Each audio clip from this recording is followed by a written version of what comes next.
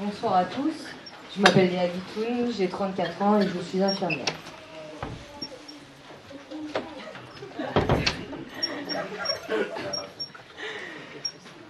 Bonjour, je suis Mireille Turbisque, j'ai 27 ans, je fais partie du comité des fêtes des Salines et aujourd'hui je suis esthéticienne à domicile. Et bonjour, moi je suis Mathieu Pérérol, j'ai 39 ans et je suis artisan peintre sur la commune. Alors, Bonsoir à tous, moi je m'appelle Jean-Luc Darroman, voilà, j'habite les Salines et j'ai 60 ans. Nous nous sommes engagés dans la liste Ensemble et Kayaking car on se retrouve dans les valeurs véhiculées. Nous souhaitons travailler plus particulièrement sur la jeunesse de Rescousse et les seniors.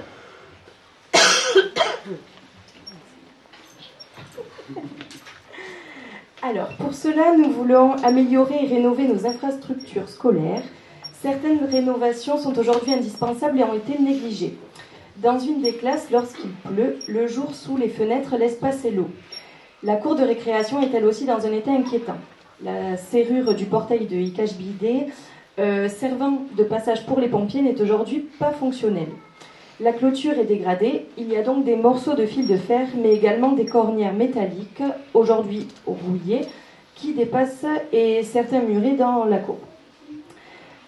Encore un sujet qui nous tient beaucoup à cœur et qui peut prêter à sourire, j'ai nommé les toilettes de l'école du bourg, dont l'état n'est tout simplement pas digne d'une école et doit être corrigé rapidement. Et je passe la parole à Léa. Nous voulons aussi simplifier le périscolaire pour les familles. Nous voulons le rendre plus lisible et plus pratique, avec une application pour les inscriptions, la mise en place d'une aide aux devoirs financée par la CAF et une adaptation de l'offre d'accueil pour nos enfants, par exemple grâce à des minibus qui permettront d'accéder à un plus large choix d'activités. Le budget du périscolaire doit aussi être vu à la hausse, afin d'avoir davantage d'activités de qualité à proposer à nos enfants, tout en améliorant les conditions de travail des animateurs afin qu'ils puissent s'épanouir et rester dans leur emploi.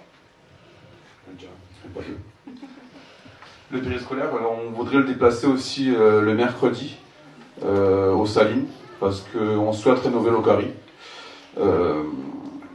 avec des normes écologiques et avec une accessibilité universelle selon les normes PMR, afin que tout le monde puisse y avoir accès, autant nous, les jeunes, les seniors, les handicapés. On voudrait tous pouvoir participer à ça. Pour ça, on voudrait aussi la rénovation qu'on ferait avec de nouvelles infrastructures, un city-stade, un boulodrome, un parcours santé, un city-dog. Moi j'ai un petit chien, je pourrais le promener, je pourrais rencontrer tout le monde, ça sera cool. Et ainsi que pourquoi pas l'été, faire une petite guinguette, en accord avec quelqu'un qui pourrait faire participer. Vous imaginez, vous allez courir sur le stade, vous promener, une petite glace avec les enfants pendant qu'ils jouent, ça pourrait être sympathique. Voilà, donc voilà, c'est nos petites idées qui pourraient être, je pense, sympathiques pour faire rénover l'Ocari. Je passe la parole à Jean-Luc. Merci Mathieu. Donc, avant de vous parler de nos propositions pour les seniors, j'aimerais vous parler d'un petit sujet qui me tient personnellement à cœur, que les autres listes n'évoquent jamais, peut-être de peur de perdre de l'électorat, je ne sais pas. Un sujet un peu tabou, j'avoue. Je pense que je ne vais pas plaire à tout le monde ce soir. Qui fait partie de notre, par contre, qui fait partie de notre identité culturelle, de nos traditions, que l'Europe essaye de nous enlever. J'ai nommé la chasse. Ça va vous surprendre certains. Alors, je ne suis pas ici pour vous faire l'apologie, bien sûr, de la chasse, ni pour vous convertir, mais juste pour vous démontrer que nous avons toute notre place en tant qu'association dans un village rural.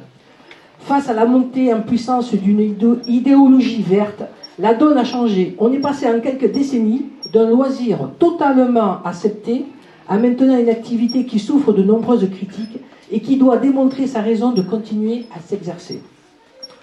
Dans les Pyrénées-Atlantiques, 441 maires, soit plus de 80% du département, ont signé un manifeste pour soutenir les chasses traditionnelles, mais aussi l'utilité des chasseurs, notamment sur la régulation du grand gibier dans les communes.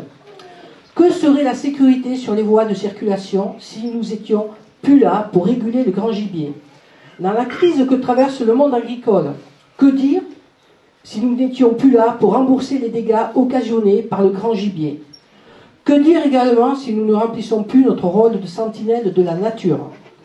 Que deviendrait la vie sociale dans nos petites communes où quelquefois il ne reste plus que la société de chasse pour réunir à travers un moment festif l'ensemble de la population dépassant largement les clivages de statut social ou de génération? À travers ces quelques exemples, on comprend tout de suite l'utilité de la chasse.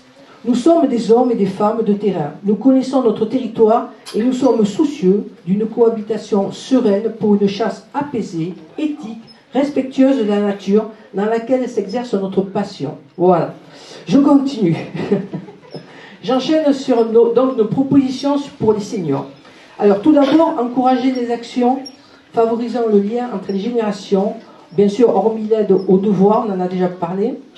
Nous vous proposons la création d'ateliers de jardinage, d'ateliers de couture, de tricot, de cuisine et de pâtisserie pour transmettre à nos jeunes un savoir-faire de nos aînés. Développer une solidarité innovante comme l'habitat partagé, une réponse à l'exclusion et à l'isolement social. Ce concept innovant d'habitat intergénérationnel, rassemblant des personnes d'âge et de situations différentes, toutes isolées et à faibles ressources, des habitats où sont notamment logées des personnes âgées aux côtés de familles, de jeunes qui s'engagent à assurer une présence bienveillante et active auprès de leurs aînés. Les habitats intergénérationnels constituent une réponse innovante pour prévenir la perte d'autonomie et retarder, voire éviter, l'entrée en institution, qui ont fait leurs preuves en termes de dynamique d'insertion, de création de liens sociaux et de prévention de la perte d'autonomie des personnes âgées ou en situation de handicap. Nous aimerions également vous proposer une mutuelle communale, également appelée mutuelle du village. Face à la hausse des tarifs des mutuelles et à la baisse des remboursements de l'assurance maladie, la commune aimerait offrir aux habitants une couverture santé à prix réduit, négociée auprès d'organismes assureurs.